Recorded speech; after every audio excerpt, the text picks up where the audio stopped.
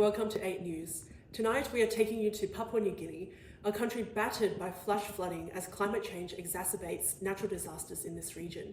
These floods accelerate topsoil erosion, wiping out crops and fertile soil across the highlands. This has become a major issue across the country as food supplies become more critical. So how might we prevent topsoil erosion? Researchers at the University of Sydney have identified a solution using mycelium, a root-like structure from a fungus. This naturally occurring substance holds together the soil and promotes top water runoff. The best part? It's naturally occurring in Papua New Guinea and is beneficial for food crops. We are now joined by Dr. Jijith, food and agricultural researcher at the University of Sydney. You mentioned that your solution, mycelium-based, can protect the farming land of the region. Can you talk us through how this process works? So we're working with the Rhizophagus irregularis, which is a fungus that is found in many soils of Papua New Guinea. So we're not introducing anything foreign, we're making use of what is already present. So what happens when the fungus is in the soil?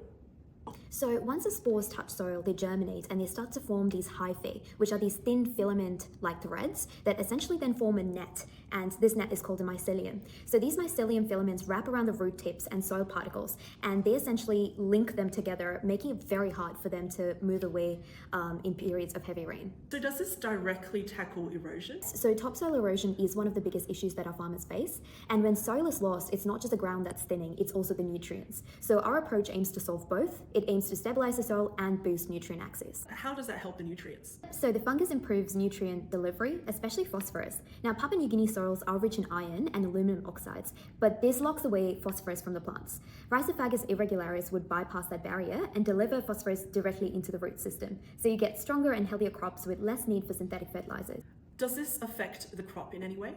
Not at all. It supports the crop. So it doesn't interfere with how the plant grows, and it doesn't touch the edible parts. So no mushrooms, no toxins, just better access to resources. In your research, you've mentioned that you need agricultural byproducts for this fungus to work. What role does that play?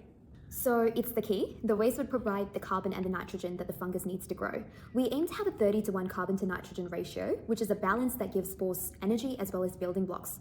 So the waste also improves soil function by keeping it porous and aerated, which is especially useful in PNG's wet soils. Are farmers already using this? We're trialling it with several farmers right now, and the early signs are very promising. The crops are visibly healthier, we have less runoff and richer soil. We actually get to meet one of these farmers today. Please welcome Farmer Pratul from the Papua New Guinea's highland region. As a sweet potato farmer, he supports the production of 43% of the food energy in Papua New Guinea. I'm a sweet potato farmer here, and yeah, the floods are bad. They always come in, take my soil away from my crops, and the crops just fail. That's really unfortunate. So what happened this year that was different?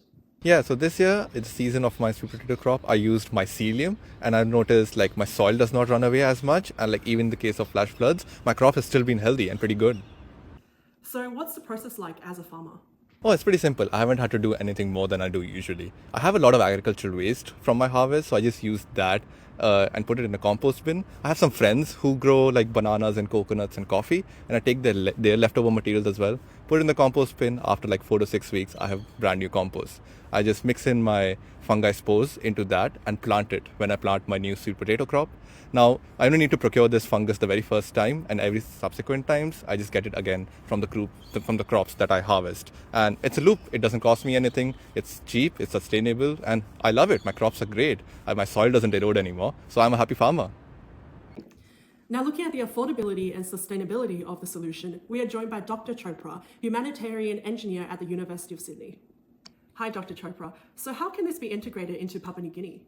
A mycelium-based biofertiliser requires 60 grams of Rhizophagus irregularis spores per hectare, costing $8.40 USD, 20 times cheaper than the $172 farmers spend on NPK fertilizers per hectare.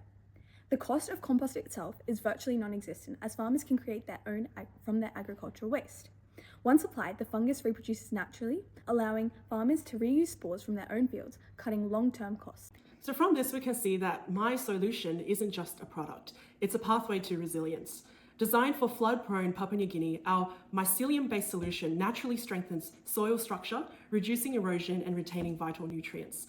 By addressing both the physical degradation and soil health, my solution empowers farmers to adapt to climate change without disrupting their existing practices. It's low cost, scalable, and sustainable, because true innovation doesn't just fight the problem, it grows with the people who need it the most.